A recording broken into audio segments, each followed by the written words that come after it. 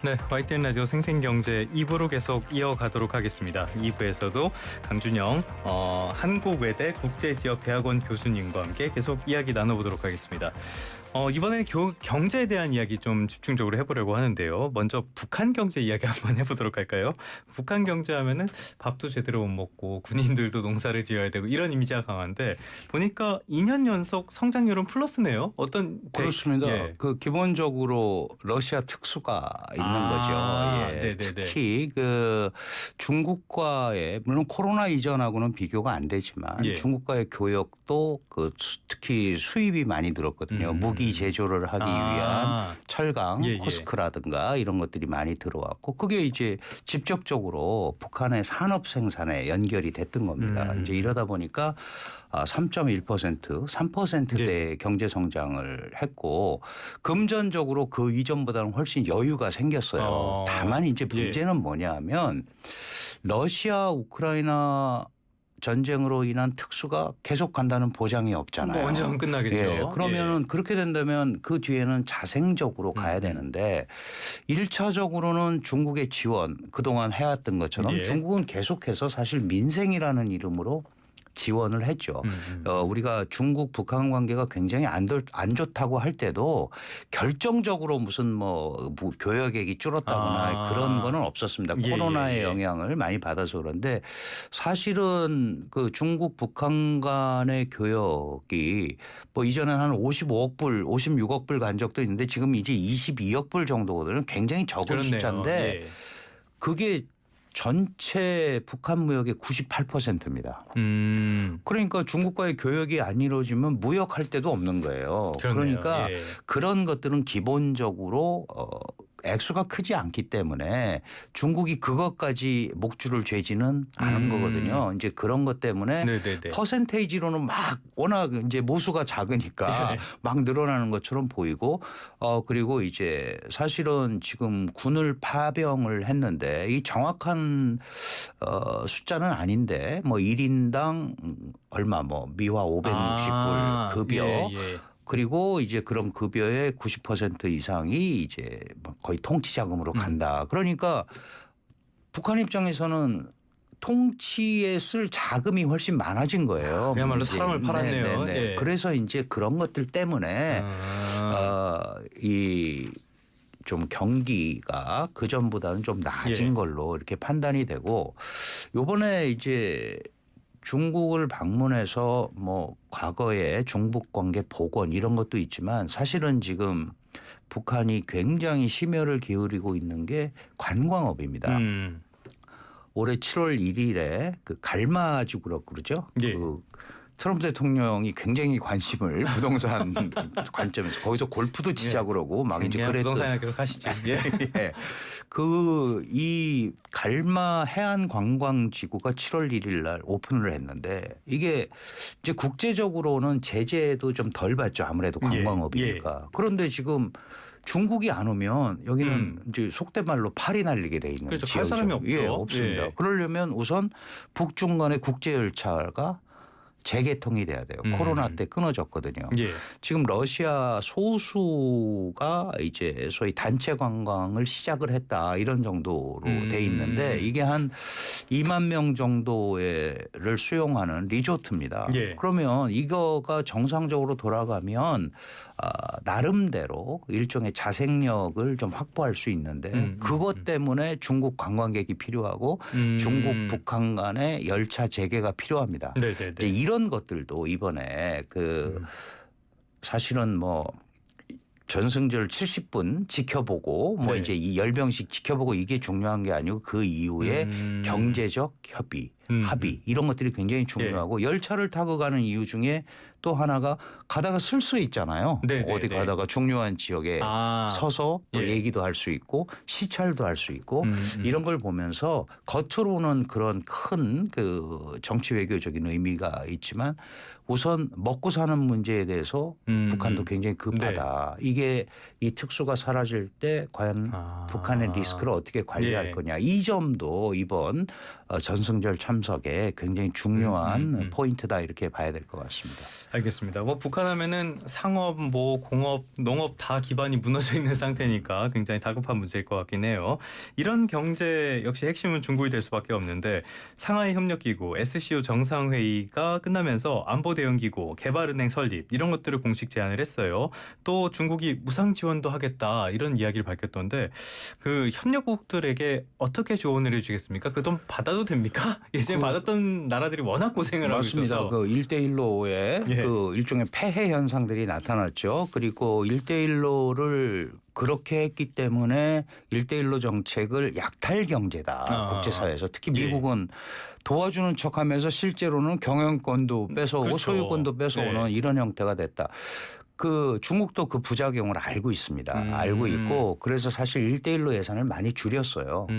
줄이고 이제 과거는 좀 뭐라 그럴까요? 그 방만하게 그 이제 돈을 빌려주고 차관을 주고 운영했다면 지금은 그거보다는 훨씬 더 이제 압축적으로 합니다. 그러니까 이제는 많은 국가들도 그런 걸 알거든요. 그리고 글로벌 사우스 국가들을 우리가 이제 한 100여 개국이 되는데 이 글로벌 사우스 국가들 중에 일부 국가는 지금 현대 사회가 현대 경제가 필요로 하는 아주 자원이라든가 뭐 인도네시아 그렇죠. 이런 데가 대표적이죠. 그다음에 인구, 그다음에 지속적 성장을 하는 국가들이 많거든요. 그럼 이제 그런 국가들 입장에서는 과거처럼 어디에 이렇게 목 매달고 가는 이런 상황을 피하려고 할 거기 때문에 중국이 이런 형태로 그 대응 기구를 만들고 하는데 일정하게 자신들도 참여해서 가는 형태가 되지 않으면 옛날처럼 내가 AIIB라는 아시아 인프라 개발은행 만들어서 내가 빌려줄게 이런 거 가지고는 이제 정치적으로 실패한 데도 많기 때문에 그건 쉽지는 않을 거예요. 다만 중국이 조금 과거와는 다른 형태로 이런 흐름을 가지고 가려고 한다면 얼마든지 중국한테 그 미국에 대항하는 중국 그리고 다자질서를 수호하는 중국 뭐 이런 데서 기회가 있을 것 같은데 그 아시다시피 중국이라는 데가 결정적인 순간에는 그런 것들을 잘 못하는 나라로 돼 있어요. 지금까지. 왜 그럴까요?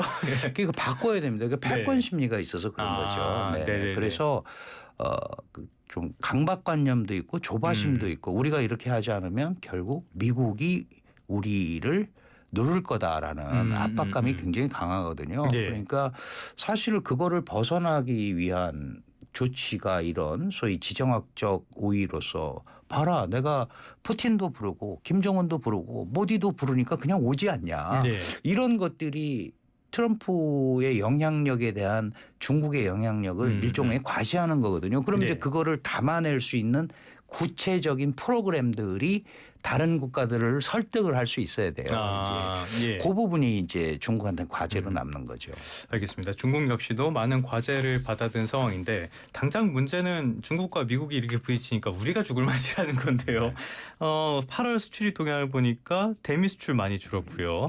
중국 수출도 썩 좋지 않은 것 같고요. 이런 것들도 이제 양쪽의 마찰에 영향을 좀 받고 있다. 시작했다라고 봐야겠죠. 네, 당연히 그렇게 봐야 됩니다. 왜냐하면 그 사실은 이제 올 상반기만 해도 그 중국의 대미 수출은 생각보다 훨씬 많이 안 줄었어요. 왜 그러냐면 이제 재고를 미국에서 많이 사재기를 하고 일단 비축을 해야 되니까 괜찮았는데 이제 하반기로 들어오면서 이제 관세 효과가 나타날 거고 그러면 우리도 대중 교역의 대중 수출의 약 80%가 중간재거든요. 그러니까 반도체 같은 것들. 우리가 팔아야 그걸 조립을 해서 뭐 완성품을 만들거나 뭐 이렇게 해서 미국이나 유럽 쪽으로 수출하는 구조인데 그게 이제 관세의 영향을 미국 관세 영향을 받을 수밖에 없는 거고 그러다 보니까 전체적으로 교역량이 위축이 되는 그런 상황이 되는 거죠. 그래서 일부 경제학자들은 이게 세계 경제 하향 평준화다. 이게 확대를 해서 뭔가가 나와야 되는데 미국이 스스로 그 가둬놓고 있는 거 아니냐. 이러면은 미국 내부에서 그런 얘기가 나오잖아요. 이 상당한 반발에 부닥칠 수 있다. 아, 그럼요. 제국을 만들려면 소프트 파워도 중요한데. 그래서 이제 그런 개념 때문에 지금은 전체적으로 우리도 그렇고 중국도 그렇고 이 수출이 옛날만큼 활발하지 않은 그런 상황이 된 것 같습니다. 그래도 중국은 내수라도 있지. 우리는 인구도 적어서. 자, 근데 미국과 중국의 마찰 속에서 중국이 제조업이 굉장히 발전을 많이 했고요. 중국이 소위 말하는 굴기를 거듭하니까 반도체라든지 철강이라든지 석화라든지 여러 부분에서 경쟁력이 많이 올라와 버렸어요. 네네. 그래서 더더욱 우리가 어려워진 측면이 있는데, 자, 그렇다면 우리는 제조업에서 어떻게 해야 되는지, 미국과 중국 사이에서 우리는 어떻게 해야 되는지. 네, 그 영원한 숙제죠. 사실은 이제 중국의 제조업 역량은 지금 현재 15년째 세계 1위입니다.